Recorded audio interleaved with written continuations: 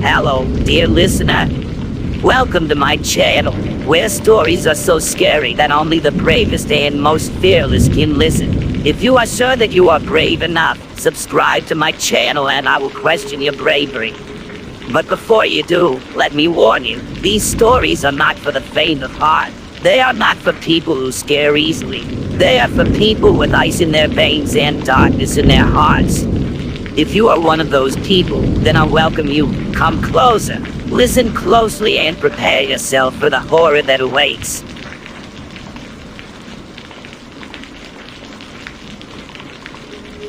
So a few summers ago, the old ball and chain and I took the kids down to Florida for a week so they could visit Disney World. It was a win-win situation. They would actually stop hounding us to take them there, while us grown-ups could soak up the tropics for a whole 7 days to experience what an actual summer feels like. Don't get me wrong, I love my native state of Maine, but the only thing scarier than Stephen King's books is the weather here. As the saying goes, don't like the weather in New England? All you gotta do is wait a minute. So we're down in Orlando for the week, and the arrangement is we'll spend 3 days at Disney World, with a day on either side where the grown-ups can do fairly grown-up things. So we're walking around the city, seeing some sights and baking in the Florida sunshine. I get the one thing I'd really been after, which was a huge Cuban sandwich. So the kids are being corralled by their mom while I'm trailing behind, trying not to pass out from ingesting my body weight in pork, bread, and cheese. So at one point, my wife needs to use the bathroom, so I'm in charge of keeping an eye on the kids while she runs out to find somewhere that'll let her use the bathroom without making her open her purse. Now, admittedly, this is where I feel short of being my best as a father. I find a bench nearby, plant my bottom down on it, and tell the kids to stay where I can see them, which, since I shut my eyes and start sunbathing like the disgusting, greasy lizard person I was a little redundant. Next thing I know, I'm about to doze off when I kind of jerk out of my haze thinking, the kids. I get up, look around, and see my son like halfway down the street, talking to some guy dressed as Mickey Mouse. I knew that the Disney characters appeared outside of the parks on occasion, but all the way in downtown Orlando? I was a little confused, but more relieved than anything, since they hadn't disappeared into thin air, which would have ruined more than just our vacation, I can tell you that much. So I'm walking down towards Mickey when I start to realize there's something not quite right about him. The Mickeys in the park were super animated, being theatrical movements to keep the kiddies entertained and stuff. This one was anything but. While my kids are basically dancing around him, wicked excited to see him outside of the parks, Mickey is just kinda staring at them, almost like Mickey Mouse had taken a few Mickey pills. Sorry, dad joke, comes with the territory. But it's only as I get really close do I start to really see how this particular Mickey isn't just acting wrong. He looks wrong too. It wasn't just that shape and color of his copyright-dodging costume was all off-kilter, it was the fact that it was filthy. I mean, I get that those things mustn't be the easiest things in the world to wash, like, I'm pretty sure just the head wouldn't fit in the washer-dryer we had at home, but this thing was covered in dirt and old stains. Like, it looked seriously gross, and I dread to think what that thing smelled like on the inside. Look, I'm not a total jerk. I understood, or at least I thought I understood, what the deal was with the guy in the knockoff suit. No one in a stable financial situation chooses to wear a stinky old Mickey the Rat suit or whatever and parades themselves around downtown Orlando. So as the kids are still running circles around the dude, who I figured was just exhausted and half heat-stroked, I reach into my wallet and go to hand him a 20. But the guy just looks at me, or rather, the guy didn't. The head did, which I did not anticipate to be so creepy. This pair of big, black, lifeless eyes just staring me down from a few feet away seriously rustled my jimmies. I kind of thrust the 20 in his general direction like, hey dude, take the money. And the guy actually tilts the head at me. I mean, like a well-rehearsed horror movie move. And obviously I respond by putting the 20 back in my wallet as to not offend him any further. I call my kids back to me because their mom is probably wondering just where in the world that we'd gotten. And they're all like, Dad, can we play with Mickey a little while more? Well, Mickey goes back to staring at them, which obviously is now making me super uncomfortable. I'm now insisting in my best, stern dad voice that they do as they're told, or I'd be telling their mom, she's the tough one, that they've been misbehaving. As they do, Mickey reaches out to try to grab at my then 7-year-old son. Red line crossed right there. Don't touch my kids unless I know you. So I step to the guy and state just that he has absolutely no right to lay a hand on my kids, especially not in that suit. Mickey then takes to just staring at me again, and this whole time, he's not made a single sound. I take both my kids by the hand, who are getting pretty distressed at this point since Dad is being mean to Mickey, and Mickey isn't exactly acting his usual cheerful self either.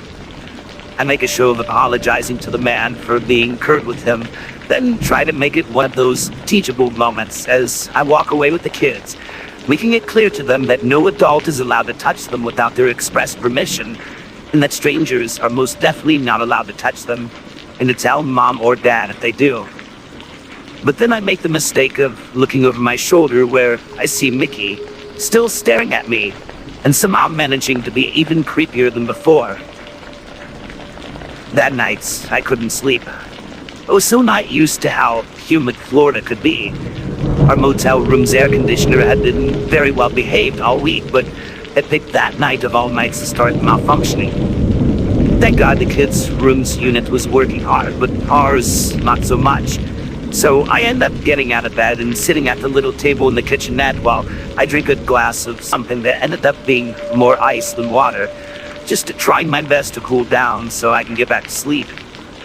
We had the flight home the next day, so I needed to be as sharp as possible so I didn't screw up and lose boarding passes or whatever. But just so you know, the motel that we were staying at was all bungalows, single-story units in a horseshoe shape, and the one we were staying in happened to face the highway outside. I take a walk over the window to take one final look at the Florida night. Like, I love vacationing there, and I totally understood why it's the retirees' destination of choice.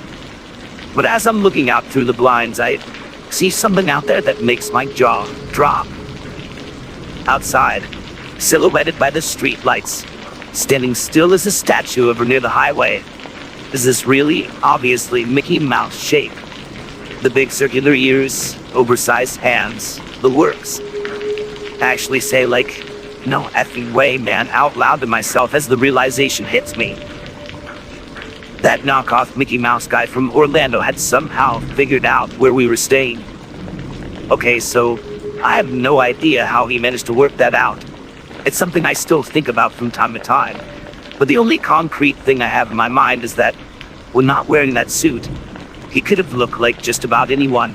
So he could have followed us all the way back to the motel on foot, or in a car or something, and I'd have no idea we were even being stalked. But like I said, since we left Florida the next day and I only talked to the cops down there one time, I have absolutely no definite answers on how that guy found us. So I just find myself rushing back to the kitchenette to grab a knife from the drawer, which might seem like something of an overreaction to some of you, but I can't overstate the fear I was feeling at that moment. Something happens when you're a dad. Something where you're just not willing to roll the dice with your kid's safety. So whatever was about to happen, there was no way I was going into it with just my fists. So knife in hand, I rush back to the window and look out to see that no one is there anymore. Note that I say no one and not nothing, because lying in the parking lot about 100 meters closer to the motel room is the entire knockoff Mickey Mouse costume, just lying there on the tarmac. I'm just staring at the thing in terror for a moment, like, this guy just stripped off his costume about 15 seconds and is now nowhere to be seen. Then what happened next is literally something out of a horror movie. I'm checking the peripheries of the parking lot, trying to spot the guy when, boom, he appears right in front of the window and bangs his head. Yes, his actual head. Onto the glass window so hard, I thought it would knock the entire pane out. I almost had a heart attack right there. And whatever yuppie scream wail I made when the guy appeared immediately woke up the wife and kids. I tell the missus to get in the kids' room, lock the door behind her, and call the cops. Which, after a few terrified questions pertaining to just what was going on, she did. I'm guessing the window pane was like security glass or something, because this guy, who by the way was completely naked from head to toe, couldn't seem to break it, no matter what he threw at it. This, forehead, whatever, it just boomed and shook in the frame. The whole time I'm just waving this knife at him and shouting that the cops are on the way. The cops are on their way. The second of which he seems to respond to far more than the former. But still, he switches his attention to the door, trying to bash it open as I rush over to the kids' room and ask my wife if the cops had sent anyone yet. I hear her respond with yes, and by the time I get back to the window, the banging had stopped, and the empty Mickey suit is gone from the parking lot. I just watched that parking lot until I saw the blue flashing lights approaching, and only then was I really able to breathe properly. I gave statements to the cops who arrived, told them all about the earlier interaction I had with the guy, and figured it would be pretty easy for them to find the guy who would be butt naked if he didn't have this huge Mickey Mouse suit on. But like I said, it wasn't like we were there for much longer, and the next day we caught the plane back home to Maine and back to reality. I had to get on the phone to the Orlando Police Department to see if there had been any developments at all, which, to my surprise, there hadn't. There hadn't been a single arrest relating to the incident that night, despite having questioned several Disney cast members, both current and former.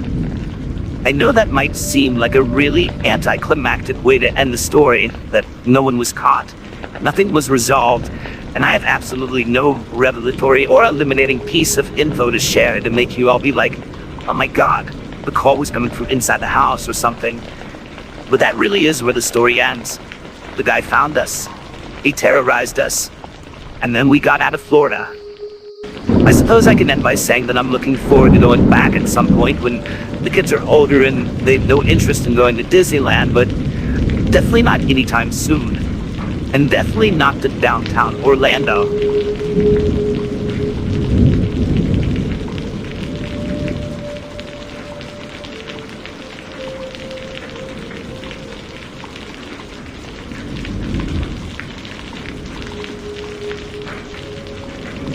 There is a place in Central Florida known simply as Celebration. Conceived in the 1990s as a civil project by the Disney Development Company, Celebration was once touted as the definitive dream destination for Walt Disney fanatics, where they could escape the dreary reality of their everyday lives to live either temporarily or permanently in their very own residential dreamland.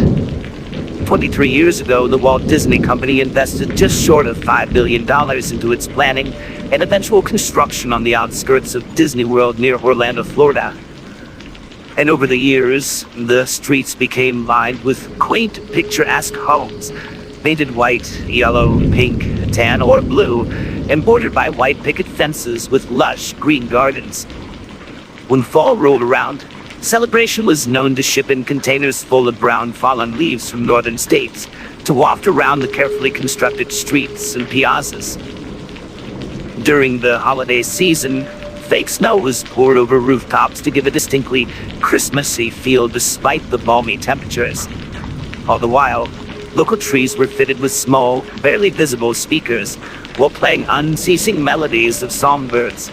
And just in case the unnerving, uncanny valley nature of the town isn't enough to creep you out, wait until you learn of the dark past that Disney's seemingly perfect town has hidden beneath the veneer of perfection, including tales of seedy escapades, murder, people taking their own lives, and what is terrifiedly referred to as the death pond. On the surface, Celebration appears to be exactly what it is billed as, the happiest place on Earth. Shortly after it was established as a census community, the town expanded and became capable of housing over 10,000 people, complete with a local hospital and school, along with a commercial district that could cater to its many denizens. The place was so seemingly perfect that residents soon began to refer to the town as the Bubble, because it was almost like living in a parallel universe. There were others who compared it to something out of the Stepford Wives film and more recently the movie Get Out, where an appearance of civility hides dark, foreboding secrets. But not long after the town was established, cracks soon began to appear, both figuratively and literally, with shoddily constructed buildings, painfully strict rules, a dysfunctional and weird school, and even some unexplained deaths among its residents. Celebration might have been many things, but it was not a Disney theme park. It was a real town with a real problem, journalist and author L.J. Charleston once wrote. Plans for the town were initially announced in early 1994. Requests for residency there were initially so great that the Disney Development Company organized a lottery that people could join in order to be eligible for a chance of snapping up one of the 500 homes. At first, they expected no more than a few thousand applications to be received. In the end, they found themselves with over 10,000 families who longed for a little slice of residential heaven. According to the original marketing and sales brochure, Celebration claimed that there once was a place where neighbors greeted neighbors in the quiet of summer twilight, where children chased fireflies, and porch swings provided easy refuge from the cares of the day. A place where the movie house showed cartoons on Saturday mornings, the grocery store delivered, and there was always a teacher who always knew you had that special something. Remember that place? Its name is Celebration. Yet as residents arrived in their droves, complaints of the painfully artificial prettiness and physical imperfections began as a trickle of gripes and grumbles grew into a torrent of discontent. Supposedly, it was compulsory that every single new home had to have the image of Mickey Mouse displayed somewhere on the property. And that was just one of the plethora of rules in the 160-page regulations book that residents were expected to follow. Other rules stated that only a certain variety of plants were permitted to be growing in the town's gardens, and special pathways were said to have been constructed at the rears of homes to conceal garbage cans and vehicles, which were said to be unsightly. This is on top of the fact that residents were said to have only been allowed to have certain colors of curtains, and had to keep their carefully cut lawns at a specific uniform length. Jan and Ori Shizola, a retired couple from Michigan and longtime residents of Celebration, told a British newspaper that if you're not one for rules and regulations, we can promise you, you really don't want to live here. They told a visiting journalist that no two adjoining houses could look alike, how no household could have more than 2 vehicles visible in its driveway, and that blinds or curtains could be any color at all, but had to be white on the outward-facing side to give the homes a uniform look. If you don't have enough bark in your ground cover or you have dead plants on your porch, they'll send you a strongly worded letter, Mr. Shizel said. But as the years went by, more sinister events were to visit themselves on the seemingly perfect town. In 1998, Celebration's tight-knit community was horrified by the news of an armed home invasion. A couple were bound and gagged in their own home by a gang of masked burglars who proceeded to beat them mercilessly while they emptied the home of valuables. Then in November of 2010, a 58-year-old teacher named Matteo Giovandito, who lived alone with his pet chihuahua, was strangled unconscious with a shoelace before their body was chopped into pieces with a fire axe. Neighbors of Giovandito only became suspicious when he didn't show up to school to teach their kids. Local law enforcement then made the grisly discovery when they knocked on his door and were greeted by the stench of decay. David Israel Murillo, who was homeless at the time, received a life sentence for the murder. He tried to defend his actions to police by saying that he flew into a rage after Mr. Giovandito tried to assault him. In the aftermath of the murder, former students of Giovandito confessed that he had touched them after inviting them to sleepovers at his house. One student's mother detailed that Mr. Giovandito, who she referred to as a cunning predator, developed a close relationship with her 10-year-old son. She claimed the teacher assaulted her son while on school trips to countries including Mexico, Japan, and China. But the boy suddenly cut ties with Giovandito, and she later learned that he had been abusing him for years. Then, just days after Matteo Giovandito's death, a neighbor of his named Craig Fouché barricaded himself in his own house for around 12 hours and began shooting at police officers outside. who had only showed up to question him regarding the murder. No officers were hurt in the shootout, but when they gained entry to the house, they found Mr. Fushi dead from a self-inflicted gunshot wound. It is believed that Fushi was involved in what had happened to the local children. There was also talk of a death pond near the tranquil town. Up until the late 90s, there were no warnings on the nearby road that if he took a wrong turn, you risked driving into the alligator-infested water. Several incidents gave the pond its macabre name. Perhaps the most infamous concerned three young men who had been vacationing in Florida during the summer of 1998, before they mysteriously vanished. The bodies were discovered 9 months later inside a car at the bottom of the lake. A 2-year-old boy was also eaten by an alligator as he played by the pond's edge. A property investor named Malcolm Longley, who had been relocated to Celebration from Maidenhead, also claimed that there was a sleazy element to life in Celebration, with the act of wife swapping being widespread. "We call it celebration separation," he said during an interview in 2010. "Pretty much all the British people I know who have moved here have come happily married and ended up divorced. It's an incestuous town, and there is an element of wife swapping. I'd never met swingers that much until I came here."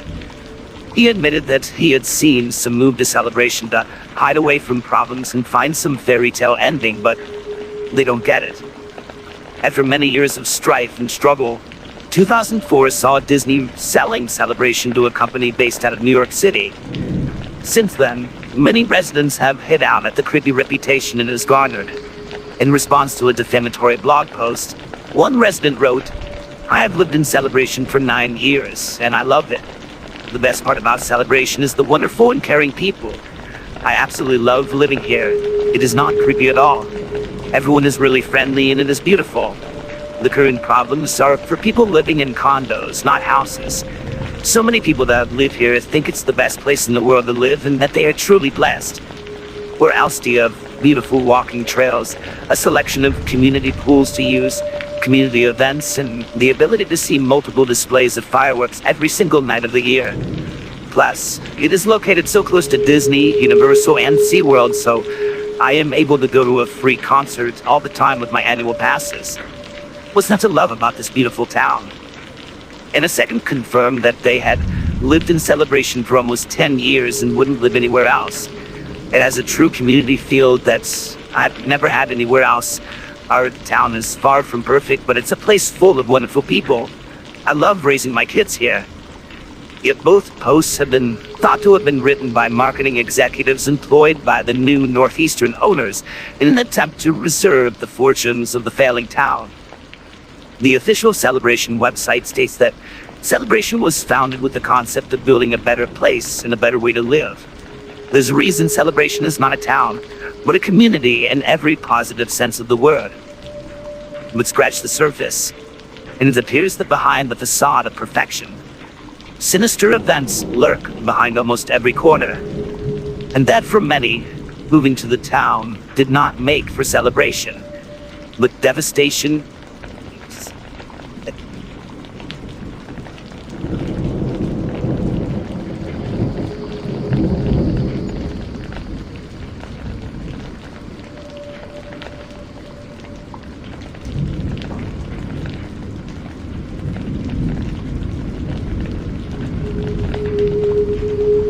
It's every kid's dream to go to Disney World, right? It's a dream that a lot of American kids never get to have come true, let alone British kids. So I always felt extremely fortunate and privileged that my parents were not only financially capable of taking our family over to Florida for a couple weeks, but also that they actually put the time aside to do something like that. In all likelihood, they probably didn't want to. I mean, no offense to anyone that does, but what kind of actual grown-up wants to spend all that time at queuing up for rides in the baking hot sun after paying for overpriced churros and chocolate sauce? That's not even touching on the pure scam that is Disney dollars. But still, my parents relented to mine and my sister's pleas to take us all the way across the Atlantic to arguably the craziest state in the Union, Florida. This happened a long time ago, back in 1998, so excuse me if I misremember any details about the park itself. but I remember the year pretty clearly because the game StarCraft had just come out, and I was fortunate enough to pick up a copy in the US before it was even commercially available in the UK. To 10-year-old me, Florida was like the land of the lost or something. I mean, it had actual dinosaurs, i.e. Alligator farms, where you could feed the big old beasts with hunks of meat, something I was way too scared to do myself, but was only too happy to watch my dad do before he scampered away down the wooden walkway like he was regressing into a childlike state out of pure primal fear. It was the land of Tropicana, where the food portions dwarfed those in the UK, and the grass and trees were so different and fantastical that I might as well have landed on a paradise alien world. It was the Sunshine State in name and in nature. And of course, it was the home of the most magical place in the entire universe, Disney World. But it was during our third and final day trip to Disney World that something happened that I didn't properly understand until I was a great deal older. The truth of which my parents tried their best to shield me and my little sister from for as long as they could. And this is how it happened. So, I remember we were in the Animal Kingdom part of the park. I was always really interested in natural history when I was growing up, so I was particularly excited to see this part of Disney World, and was incredibly happy and excited to be there. I had to wait 3 whole days at Disney before we finally got to see that particular part of it, and every other kid there seemed to be just as happy as I was, all except one. On the shuttle bus out at the park, I remember seeing this one little girl with her dad, who looked uncharacteristically miserable for a kid who actually had the good fortune to be visiting Disney World. When I mean, there's always one moody kid out of the bunch, isn't there? One who never seems to have any fun no matter what's happening. So honestly, as confused as I was about it, I forgot about it pretty quickly as my own excitement at seeing all the animals quickly overwhelmed me. My favorite Disney film was The Lion King, so go figure, I was buzzed. But throughout the day, whether we were on the rides or on the little safari tour thing, or eating at one of the cafes there, I'd see this little girl and her dad, and she looked consistently exhausted and unhappy. I found myself starting to point where my mom and dad were like, "Stop staring at other kids, it's rude." So, I did, because I knew they were right. Of course it was rude to stare, and besides that, the little girl seemed awfully upset, and surely me just staring at her would only make it worse. So a little while later, I remember walking along drinking one of those ginormous American zillion-ounce sodas or whatever, happy as Larry, when I see the little girl and her dad in front of us. I'm not going to pretend to be all like, I knew something was wrong. I sensed it, because I didn't. Not at all. But one thing struck me as kinda odd about the whole thing. By the time I was 10, I hated holding my mom or dad's hand. It was what babies did, I'd say. And, like me, this little girl didn't seem all that keen on holding her dad's hand, and at one point, even tried to shake it loose. But he kept holding on to her. And at one point, started properly gripping her wrist and telling her to behave. I obviously found this kind of distressing, and I looked up at my dad as if to be like, "Are you seeing this?" Half expecting to be told to stop staring again. Both my parents looked kind of concerned about what was going on, but I didn't dare say anything. I was old enough to know that some kids misbehave sometimes, and people around had that kind of cringy, pretend it's not happening kind of feeling about them. Only then, instead of just calming down, the little girl just bursts into tears and starts wailing, "I want my mommy, I want my mommy," while the guy is trying his best to calm her down, all like, "We'll get you to mommy soon, sweetie," and all this other stuff that he was saying. What happened next is kind of a blur in my memory. There was just a lot of commotion. But this is how my dad tells the story from his perspective. Apparently, while the little girl is waiting, my dad hears her blatantly say, "I want daddy, where's daddy?" And the way he tells it, the mood in the crowd around us like visibly shifts as it suddenly becomes obvious that this guy that had been taking her around the park was not her father. There's slight hesitation though. No one actually acts on the revelation for the first few minutes or so, and for good reason. The guy might have been her uncle, a family friend, a legal guardian, or carer. There was nothing evidently insidious about it. That is until the guy snaps at her in a way that is distinctly unparental. Apparently some other American dad was all like, "Is there a problem, buddy?" or something, and the guy is quick to calm the situation down by telling them that, no, there's no problem. The little girl's just having a temper tantrum. Then someone asks if the guy is actually the girl's dad, to which he apparently replies, yes, before trying again to reassure the gathering crowd that everything was okay and that she was just having a tantrum. Now the next part I remember pretty clearly, because the girl shouted something before the man with her clamps her hand over her mouth so hard it sounded like a slap. My mom starts pulling me and my sister away from the scene since it was starting to turn ugly. Like really ugly, really fast. According to my dad's version of it, what the girl had screamed before the guy tried to shut her up is that he wasn't her dad at all. Not only that, but he had took her.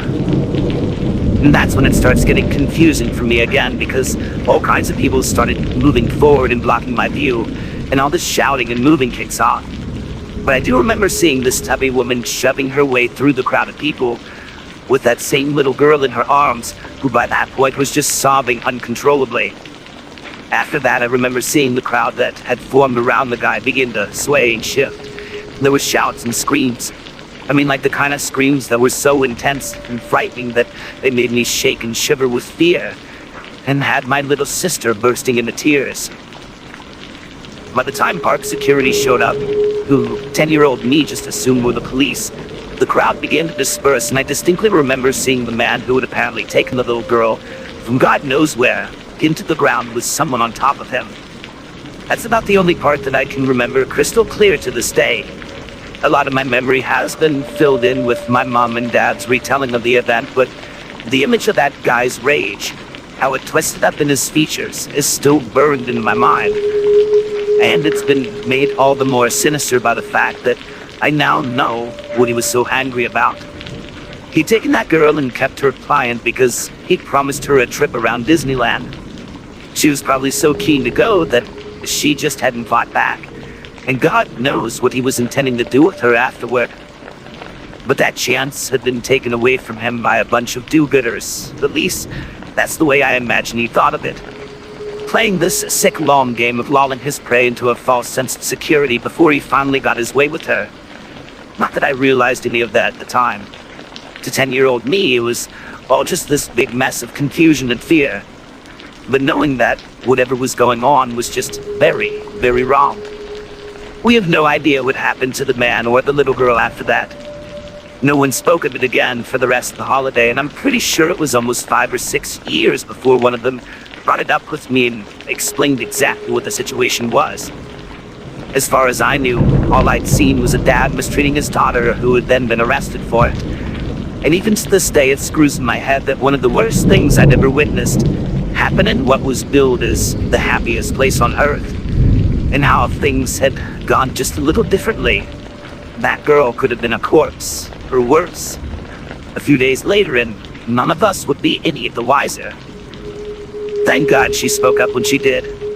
Thank God that there were people there that reacted the way they did, because I really don't want to think about the alternative.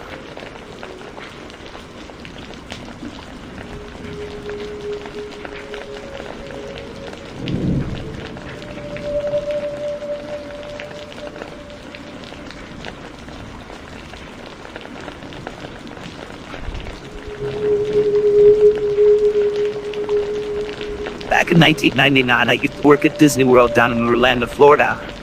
I was a custodian, which is really just Disney World's fancy way of saying janitor. We mostly worked when the park was closed to clean the place up, empty the trash, and treat all the water features around the park with cleaning chemicals to keep them from getting stagnant and smelly. But there was also a little guest interaction involved too, including things like giving directions, helping guests plan their day, and answering the millions of questions they'd have about the park. So I suppose my job was 70% janitor and 30% walking information point. There were major perks, but there were huge downsides too. I get disgruntled guests coming up to me and complaining about the stormy weather, as it meant that some of the rides were closed for a few hours. So I'd have to deal with that. just smiling and nodding and sympathizing, but sometimes I swear it was like they wanted me to clap my hands and just magically disappear the clouds above our heads as if I had the power to do it. Like, it's not my fault you choose to visit Disney World during a freaking hurricane season, dude, but make better choices, would you? I had to deal with lost children a few times too, and I also had to take valuable items to Lost and Found in Main Street, which was fun as it meant you could wander through Magic Kingdom on your way to the Lost and Found. That was one of the good things about being a custodian. You're allowed to walk all over the park, within reason.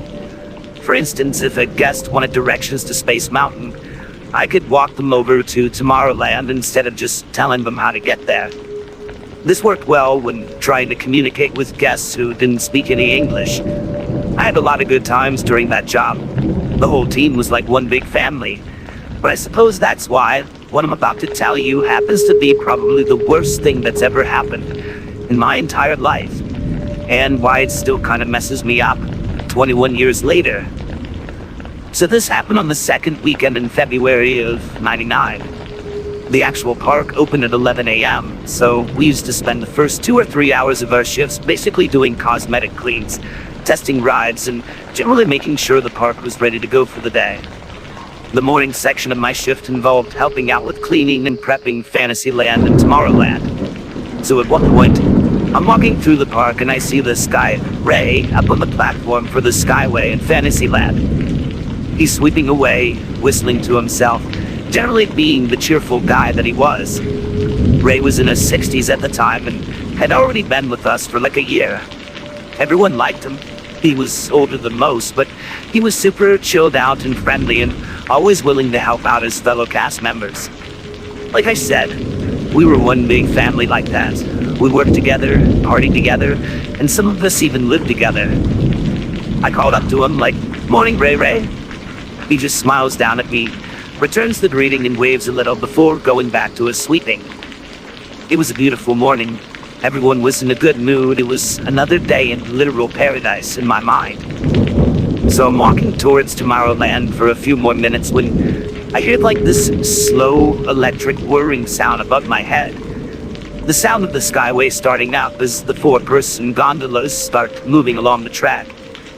I still feel terrible that it took me as long as it did to realize what was so wrong about the situation. It was a Sunday morning and I was pretty tired and slightly hungover from having gone out drinking the night before with a few of the other cast members.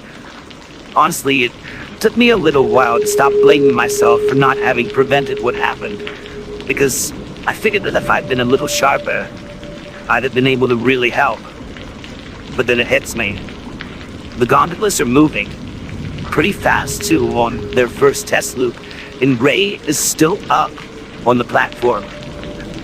Someone has switched on the Skyway and they hadn't checked if the thing was clear or not. So I just start running back the way I'd walked, following the platform of the Skyway and hoping I'd catch up to Ray before the gondolas reached him. I was running as fast as I could, trying to catch up with the lead gondola, but I just couldn't seem to close the distance in time. I look up and see Ray whistling away to himself with his back to the gondolas, just not seeing them at all as they're approaching. So I start shouting to him and trying to warn him before the gondolas knocked him off the Skyway, which were like 60 feet up in the air. He hears me, turns around, and is obviously horrified to see that someone had turned the Skyway on before checking if it was clear. He has this mix of anger and fear in his voice as he turns back around and starts moving as quickly as he can away from the gondola, but he just couldn't move fast enough. The thing caught up with him pretty quickly, but it didn't knock him off right away. Ray grabbed onto the gondola and tried to pull himself inside of it to stop himself from falling, but he just wasn't strong enough. And all of a sudden I'm watching him dangling from the thing, in danger of falling the whole 60 feet onto the concrete below. I'm just shouting up to him, "Hang on, Ray, just hang on." But there was nothing I could do. I just had to watch him struggle to hold on to that gondola as it moved along the Skyway, knowing it was only a matter of time before he lost his grip and fell. I can see Ray looking over his shoulder and down at the ground below him every so often, and I'll never, ever forget the look of absolute terror on his face with that feeling of pure helplessness I felt as I watched the whole thing unfolding. Then the gondola starts passing over these flower beds instead of just pure concrete. I figured the soil and plants would have to be a better option to fall onto. It had to be. So I just start shouting, "Jump, Ray! Jump the flower beds! Let's go!" Then I don't know if he deliberately let go or just lost his grip, but he fell 60 whole feet down, landed with an audible thump in the flower beds below him. Watching him fall was like slow motion or something. He seemed to fall so slowly, but I guess that's just because he had such a long way to fall. He was in a bad way when I reached him. He wasn't moving at all. He just laid there among the flowers, all glassy-eyed, and he wheezed and groaned in agony. And in the moment before I ran off to get help, I saw him spit up blood onto his bottom lip and chin. I was in tears by the time I found another cast member to help out, begging them to call 911 so we could get an ambulance out as fast as possible. Emergency services got there less than 20 minutes later, and they carried Ray out of the park on a stretcher before driving him over to Orlando Regional Medical Center. We all prayed that he'd be okay, and it brought us all a great deal of hope that he'd actually landed on the flower beds and not on the straight concrete, which definitely would have killed anyone who'd fallen that far. But a few hours later, we got word that he hadn't made it. That his injuries were so bad that he had passed away despite what the hospital staff had done for him. The fall caused too much trauma, too much internal bleeding, and he had slipped away after they'd operated on him to drain the blood from his lungs. We were all absolutely devastated to have lost such a cheerful, charming, and dedicated cast member. Ray made all of our days just that little bit brighter, and it would be impossible to really replace him. I felt for his family, I felt for his friends, but I really felt for the cast member who had turned on the gondolas before making sure the skyway was clear. Technically, Ray should have been done with his sweeping by that time in the morning, but like I said, he was dedicated and the kind of guy who didn't finish a job until it was properly done. The person had turned on the skyway, who I won't name, was totally inconsolable. So much so that they had to be put on leave before they eventually quit. They blamed themselves for Ray's death, saying they should have checked the cameras, done a walk around to make sure the platform was clear. It was no one's fault. I've come to terms with that. It was a simple breakdown of communication, and it could have happened to anyone. It wasn't my fault. It wasn't Ray's fault. It wasn't the Skyway operator's fault. It was just a horrible twist of fate.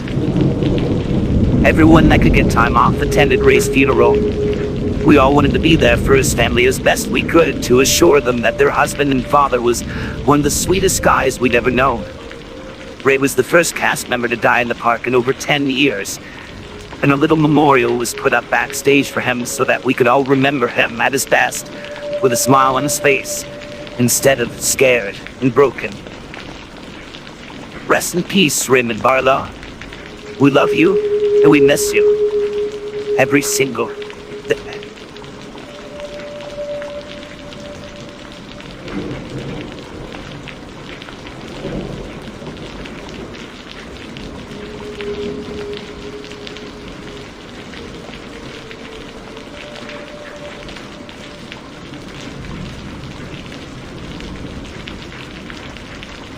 I grew up a military brat in San Diego, California.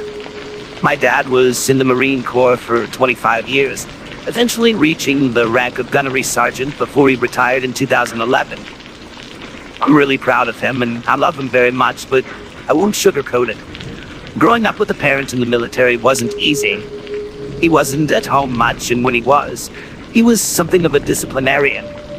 I didn't have nearly as much freedom as some of my friends did, but that was as much of a boon as it was a burden, because it kept me on track at school and gave me the means to get into a good college later on in life.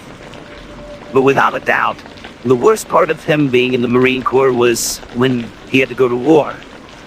Although he wasn't part of the initial invasion force, Dad was deployed in Iraq in June of 2003. I was 11 years old at the time, and It really, really sucked having to say goodbye to him. No matter how much he tried to reassure us that he would be okay, I was old enough to be acutely aware that it might well have been the last time I ever got to talk to him, the last time I ever got to hug him, the last time I'd ever get to see him alive. Needless to say, the next 6 months were some of the most stressful in my life. Every little news report I saw on the TV gave me the worst anxiety, and every time we got news that a serviceman had died over there, I feared for the worst. Mom tried to shield me as best she could, but as the risk of sounding a little full of myself, I was smart, inquisitive, and sensitive as a kid, and she could only do so much to keep me from worrying. So in September of 2003, Mom decided to take me to Disneyland for the weekend to take my mind off of things. To be honest, it was exactly what I needed. I was hugely into Disney movies when I was a kid, and although I'd been over to Disneyland a few times before, being so stressed around the house meant seeing it again was like doing so through fresh eyes. I took pictures with as many of the characters as I could, and each ride me and Mom went on seemed to alleviate my anxiety and depression that little bit more. The whole first day was going wonderfully well. That was until we got in line to ride the Big Thunder Mountain Railroad.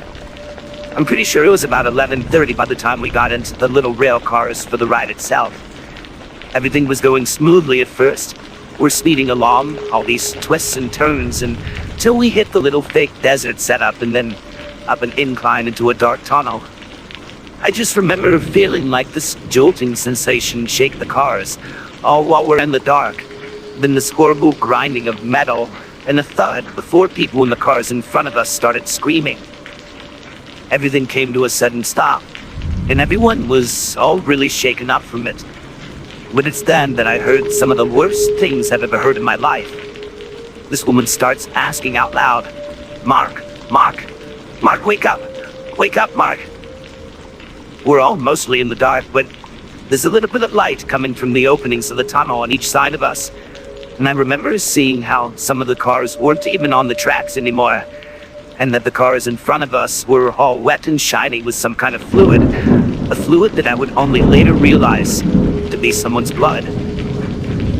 In the moments after the rail cars came to a stop, people started clambering out of them and walking down the tunnel as fast as they could, calling out that someone was hurt really bad and that we needed help up there as soon as possible. As me and my mom climbed out of the rail car and followed, I could see that the train car thing at the very front of the coaster had derailed, and that the rear of the thing had mounted the car behind it. It was only then that I realized that whoever was in the car behind it would have taken the full force of that thing as we sped up that incline. But there were also people in the cars ahead of us who were trapped by it, stuck in the rail cars and unable to get out because of the way they were positioned in the tunnel. Thankfully, me and my mom weren't trapped, so we could just get out of there, but I think it took another half hour before firefighters could get them out so that paramedics would treat them before taking them to the hospital. All the people that could get out were herded off by park staff towards the Riverbell Terrace, where a medical treatment area had been set up. Like I said, me and Mom were mostly okay, just a little shaken up from the whole thing. But there were people with some pretty serious injuries who hadn't been so lucky. And we later found out that the guy who had been in the first car had actually died of his injuries. It's horrendously tragic that someone should lose their life when all they wanted to do was go to Disneyland to have some fun on a few roller coasters. But I know it's kind of messed up for me to think of it like this, but we got really lucky that day, as way more people could have died, and honestly, I was surprised when I found out that it was only one person that lost their life that day. At least half the riders on the coaster could have died from the way that train just straight up mounted the cars behind it. Since that day, I've never ever ridden a roller coaster, and theme parks in general just kind of creep me out. I know they're super fun, and I hope I get past my fear of them one day, but for the time being, I'm more than happy to just avoid them and stay safe, because even the sound of people screaming on them reminds me of Big Thunder Mountain, and the way that poor woman just kept screaming for her husband or son or whatever to wake up.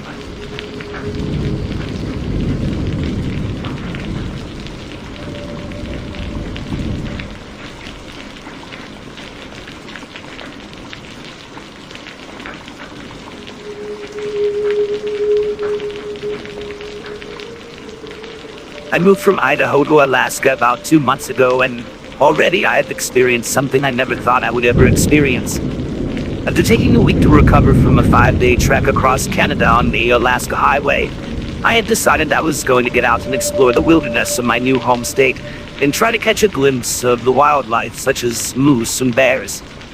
The house I am renting is on the outskirts of the nearest town, so I basically live in the middle of the forest and have access to miles of dense woods.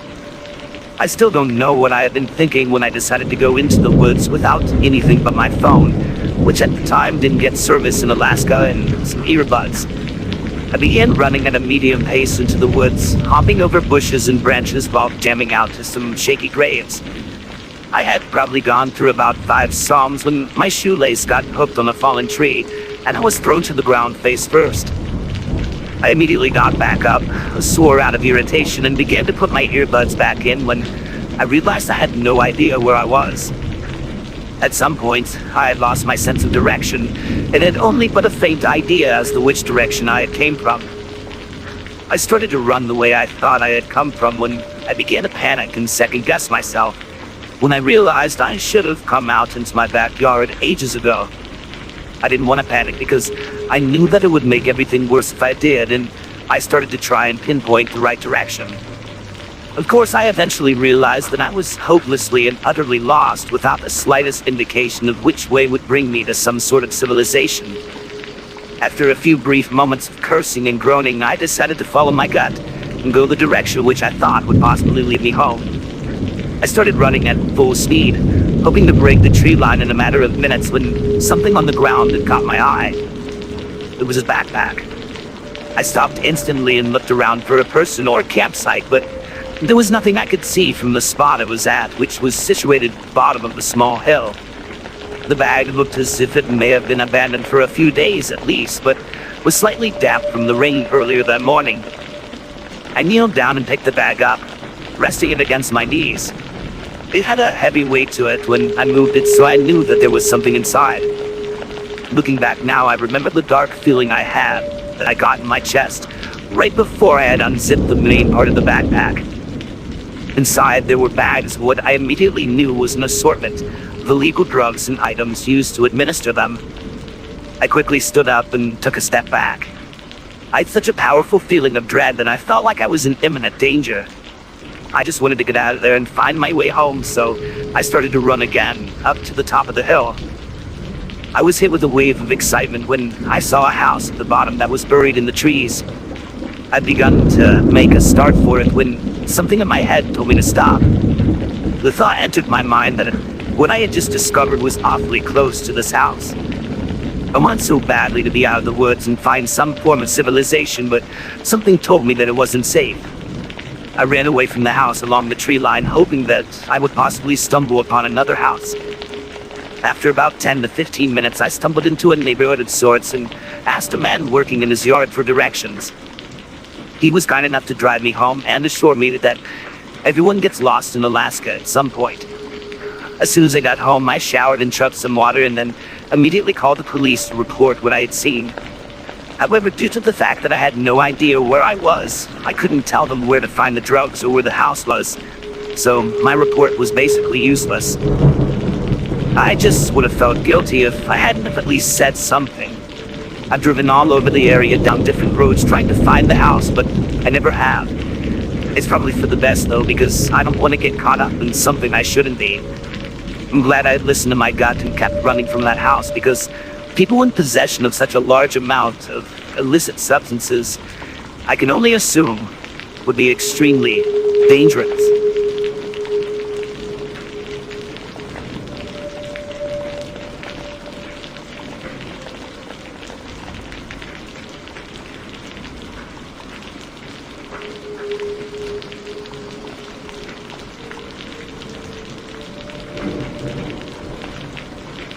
When I was in my second year of university, I lived alone. It was a downstairs flat with my bedroom facing towards the street. I had some heavy green curtains, so didn't mind too much. My friends lived about a 15-minute walk away, and I would go over every day till sometimes about 3 or 4 a.m. or sometimes sleep over. I had a long-distance boyfriend at the time, so I would sometimes be up late on Skype with him. Sometimes one thing might lead to another, if you know what I mean. Halloween rolls around and I'm out with my friends. I decide to go back to mine and do a little Skype Supergirl for my boyfriend. We get into it, we're having a great time, curtains closed, lights off, just to be safe. I've had a drunk person try to get in once, sometimes trying to force the door open.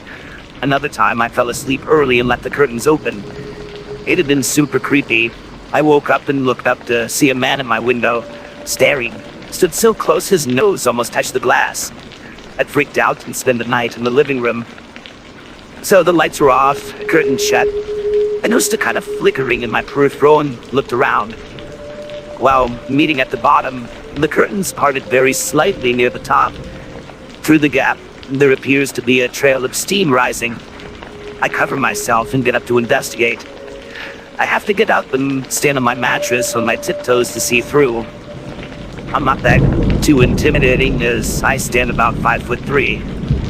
The source of the steam was the man's mouth, hunched over and panting, exposed at the waist, violently stroking his member. He'd managed to angle himself to take advantage of a barely 2-inch gap where the curtain didn't quite meet the wall. I try to quickly rearrange the curtains, grab my laptop and rush to hide in the living room. A few days later, there is a pink envelope waiting for me when I walk through the door. As I pick it up, very small change falls out. Written on the lip of the envelope in a jagged capital letters, "I mean you no harm, XXX." A horrible cold feeling spread through my body. Dread overlapped by shock. I'd never felt anything like it. That feeling when your stomach drops, only it stays dropped. I turn the card over to read the address side. There in the same handwriting, to the girl in the front room. Opening it, I see it's a quite traditional sort of grievance card, cream with a delicate watercolor of a bouquet on the front, thinking of you in gold curvature next to it. The inside was completely covered by a message in all capitals, some letters backwards and words misspelled. I gave the card to the police, so can't recite the whole passage verbatim, but the essence was, "I'm an old man who has lived on the street for a long time." Wasn't sure if it meant my street or the streets in general. More on that later. You made me the happiest I'd ever been in my life on Halloween. And I'm sorry I scared you. You were very beautiful. I love to watch you whether you're working in a computer or touching myself. Please leave your curtains open just a little bit more for me. Each time you do this, I will post a couple of pounds through the letterbox. Signed, Ken. XXXXXX. I called my friends, then got the police to come round. Basically, they couldn't really do anything. They took the card as evidence, gave me a case number, and said that they would get the patrol car to drive past my house for the near future. I stayed at my friend's for a week and had one of them stay over at mine after that. That wasn't quite the last of Ken. Sometimes there would be a knocking at my window, but I kept my curtains 100% closed. 3 or 4 months of no incidents later, we got snow. I was leaving my house, now in the habit of checking my curtains every time I left or got back to the house. I see a set of footprints tracing the entire front window, back and forth, like someone had been pacing, searching for the tiniest gap to peer in. After I moved, my friend had a job where she could check the local electoral register. We did find that a K. Mordew lived on my previous street, but that was as far as our investigating went. Because it was a studenty area, I would walk past that house on my way home for the next 2 years. A while after I moved out, I saw that the windows had been completely covered in newspaper, stuck from the inside. It seemed like someone else was having trouble with Ken, still coming around.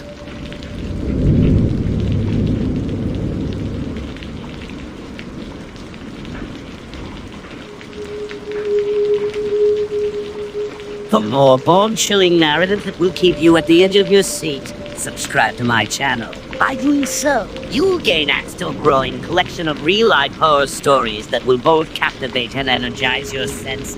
Join the community of fellow enthusiasts, and together, let's explore the eerie unknown. Subscribe now. and prepare for more terrifyingly true tales that will leave you craving more.